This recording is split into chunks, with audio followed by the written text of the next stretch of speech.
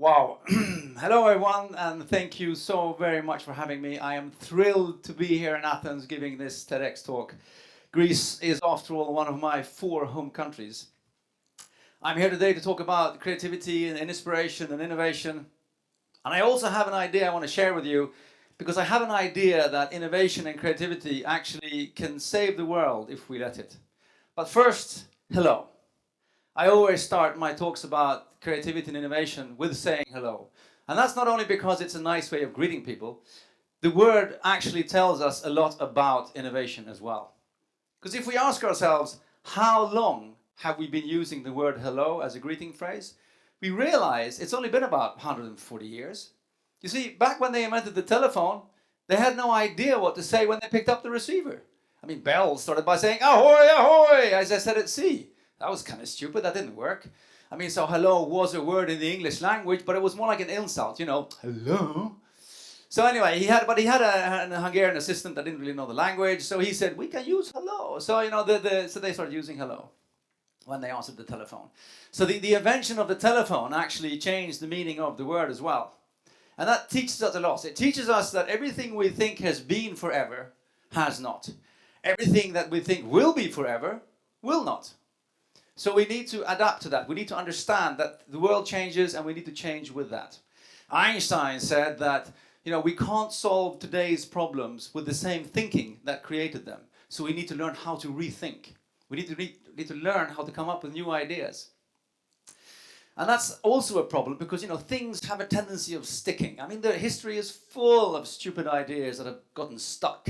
Like, things like, you know, Indians. Why are the North American tribes called Indians? Well, because when Christopher Columbus was looking for India, he came to America and thought he was in India. So he called the people Indians. And that stuck. Or other things like, you know, the keyboard layout, the QWERTY keyboard layout. I mean, that was constructed back in the days when we had mechanical typewriters. And they needed to slow down typing speed so the mechanical arms wouldn't get stuck with each other. So they had the QWERTY layout.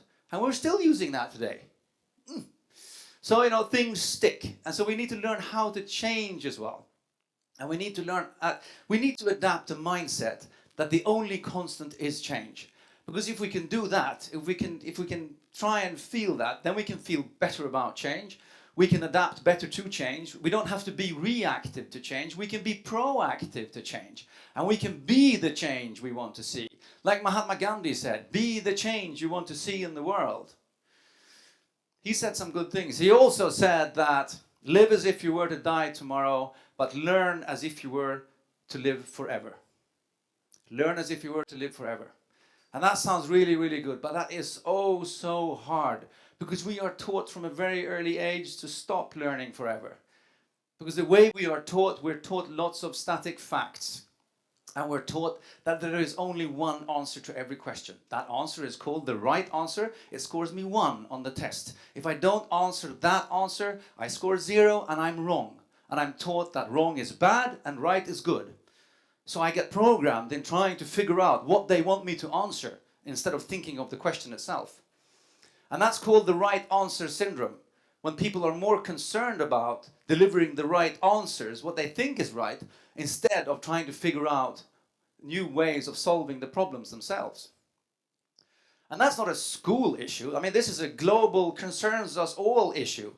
Companies, organizations, political parties, hierarchies are built on the notion that you have to answer the right answer. You know, you need to get that green mark in the checkbox. Keep your back free. Make sure don't put your hand up. Don't stick out. Don't make waves. Don't come with new ideas. I mean, the whole organization like that, people suddenly, they become more concerned about doing things the right way instead of doing the right things, which is crazy.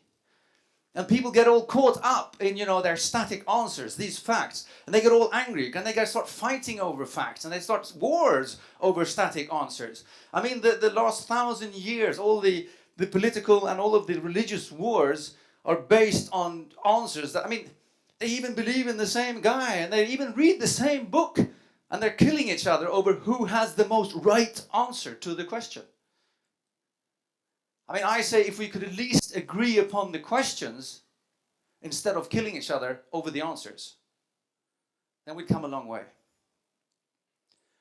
I work as a business coach at the Royal Institute of Technology in Stockholm. And my job is to meet people every day that challenges my perception of what I think is the right answer.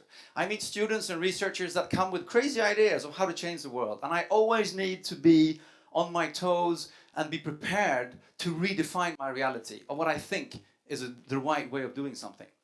And I realize that I'm kind of good at what I do. But I'm good at what I do because I have a very good background. And I'll tell you the story of how I ended up where I am today. But I need to start from the beginning. Let's start here. Let's start here in Athens. Let's start here in Greece. My father was born in Greece. And he grew up here in Athens. And then he left the country looking for his great adventure, his emerging path. And he went to England and he ended up in London where he met my mother, who had also run away from home when she was young. She was looking for her adventure. And they met in the hospital where they both were working. My father was a surgeon and my mother was a nurse. And they got married after a romance that I can promise you was worthy any Hollywood movie. I promise you. And then they set out looking for their new adventure in the world. And they made a pit stop in the middle of the Atlantic Ocean on this tiny group of islands called the Faroe Islands. It's a Danish colony. And that's where I was born. I was born amongst whalers and fishing boats and storms and high cliffs that go crashing down into dangerous water. I've seen pictures of my father on a medical emergency with doctor's bag in the front of a longboat with six rowers rowing through a storm. Adventure. And then we moved on and we went to Sweden. And so I grew up in a small town on the west coast of Sweden. And by the way, there's my 4 home countries for you. It's Greece, England, Denmark, and Sweden as well. So, multinational. And from there, we traveled all over. Often in Europe, we drove. My parents packed a car full and we drove around for weeks looking for a new adventure. Always experiencing new cultures, looking for new things to understand, meeting new peoples, trying to figure out new ways of doing things. And at home, we threw these great parties. In Easter, we had big Greek Easter parties with lamb roasting over coals in the garden. And at Christmas, we had huge English parties with a big turkey with all the trimmings. And the thing was that everybody was always invited. Neighbors, friends of friends. Nobody was ever turned away. There was always space for one more. And no matter who you were or where you came from or what you did, it didn't matter. You were a human being, equal. And I realized today that I thank my parents for this because I grew up in an environment where I was always open for a new adventure. I was always curious of finding out a new way of doing things. And I grew up in an environment where nobody was better than anyone else. Everyone was equal. I grew up in an environment full of natural diversity. And then I started studying innovation and how it actually works. And I realized suddenly that the fundamental building blocks of building an innovative environment are exactly the same. Meaningfulness, diversity, equality, curiosity, and trust. Those are the building blocks of building an innovative environment. No matter if it's a family or a group or a country. Göran Ekwall, a famous Swedish scientist, a pioneer in creativity research that devised a model called the 10 dimensions of creative climate. He proved again and again and again that an environment built on this foundation will not only be more productive and more innovative and more successful, but the people will also be happier, they'll be healthier, they'll have less sick days, and in general, it will be a better company. So, in business and in science, it works. We've proved it. We know it works. But what's it like in society, in politics, and in the world around us? Do we actually act the same way there?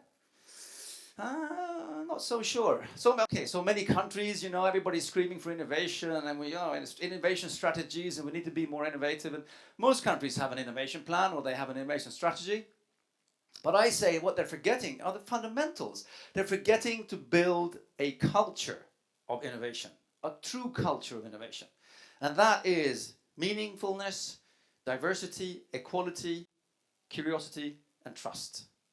That's what it needs to be built on. And when it comes to the trust part, we often underestimate the importance of trust in a group. For me to dare to be creative, I need the collective to support me. There needs to be a strong collective that says, if you try and you might fail and you fall, we will pick you up and help you try again. Why should I try again if nobody cares when I fall down? Why should I come with new ideas when nobody ever listens to me? there needs to be a very strong sense of trust and trusting the system with no corruption. There needs to be there. I'll take a positive example. You go to Barcelona, you see the balconies, Gaudi balconies, the ones that looks like they're melting. You've seen them all probably. And then so you've got the tourists, they're standing there and they're looking at the balconies, and the tourists are going, "Whoa, what an incredible artist Gaudi was. He made like balconies, dude, that look like they're melting. Whoa." And I'm like 6 feet behind going, "Yeah, that's kind of cool. Balconies look like they're melting." What an incredibly supportive and courageous group of people that looked at the plans and said, "Hey, this guy Gaudi wants to make balconies that look like they're melting. Well, yeah, sure, we'll pay for that." I mean, and that's a creative, supportive group there. And today, in the need of innovation, we need the big organizations and the big companies to be this creative customer, the customers of creativity. Governments and big organizations need to step up and be these customers and be the collective, the supportive groups. Because it's really, really important that we have this around us so we dare to venture into new things.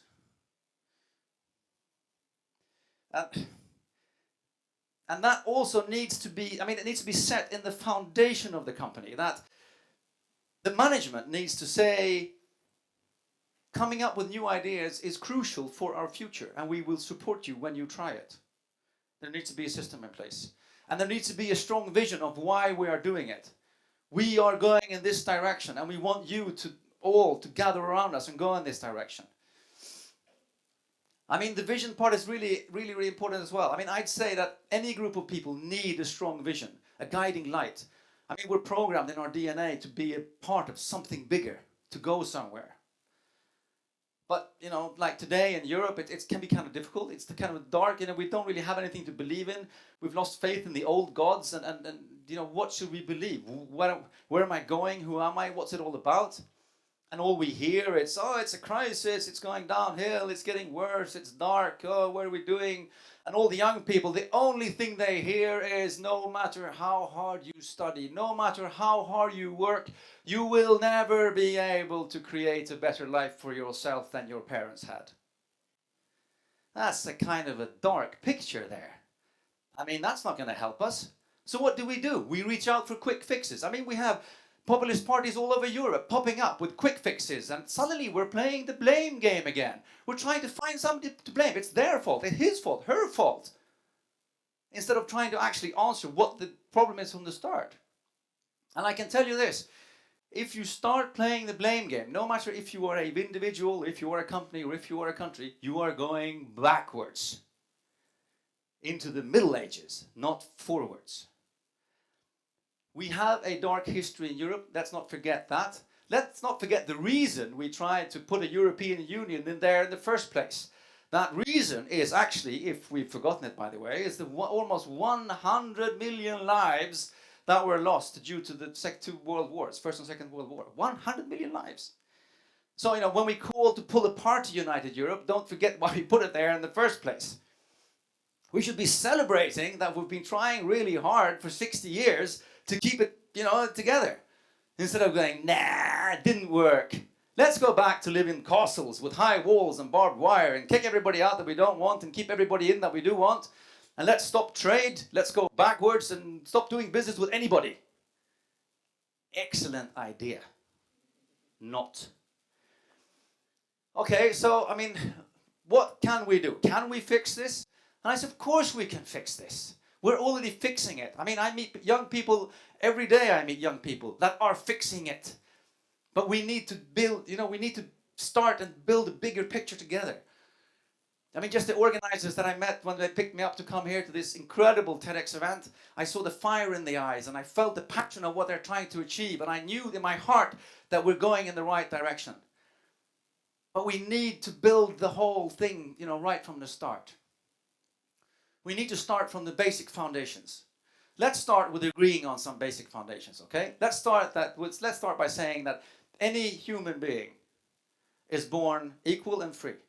All human beings have the right to life, liberty, and security of person. That's something we all can agree upon, okay? That's basics. And that's taken straight from the United Nations Declaration of Human Rights.